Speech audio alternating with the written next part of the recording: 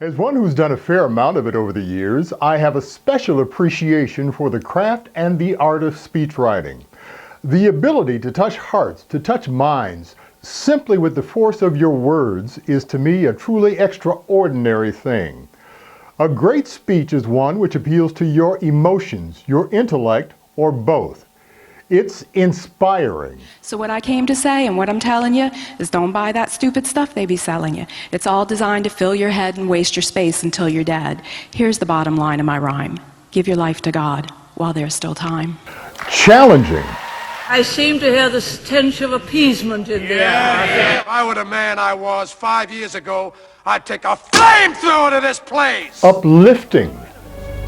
That they may take our lives, but they'll never take our freedom! Triumphant. This moment is so much bigger than me. This moment is for every nameless, faceless woman of color that now has a chance because his door tonight has been opened. All great speeches will make you feel, and a rare few will actually move you to action. I need your help. We need money for research. It may not save my life. It may save my children's lives. It may save someone you love.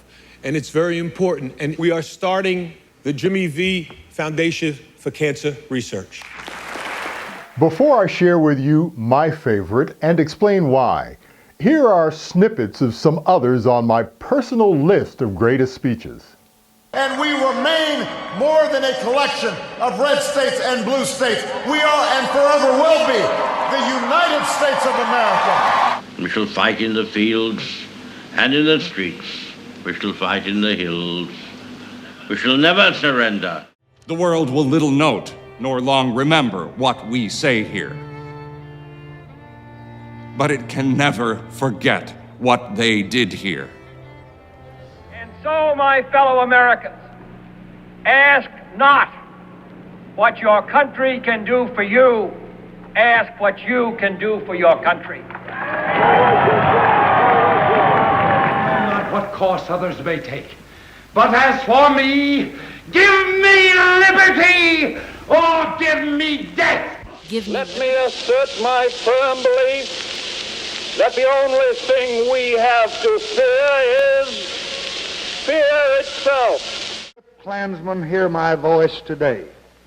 Let it be both an appeal and a warning to get out of the Ku Klux Klan now and return to a decent society before it is too late. As he said many times, in many parts of this nation, some men see things as they are and say why. I dream things that never were and say, why not? The speech I've chosen as my favorite is from a man who did another one which is much more acclaimed. But I love this one because of its creativity, its emotional, spiritual, and intellectual impact. It conveys timeless messages of love, devotion, and brotherhood. Dr. Martin Luther King was just 27 years old when he wrote and delivered this. It was on Sunday, November 4th, 1956, in the Dexter Avenue Baptist Church in Montgomery, Alabama. He's written this as though he were the Apostle Paul and has traveled forward in time some 1,600 years to communicate to American Christians of the 20th century. He talks about racism, materialism, morality, social responsibility, religious infighting, and a particular kind of segregation. You have allowed segregation to come into the church America. Oh, how tragic. When you stand up on Sunday morning to sing, "In Christ there is no east or west," isn't it tragic that you stand in the most segregated hour of your Christian nature?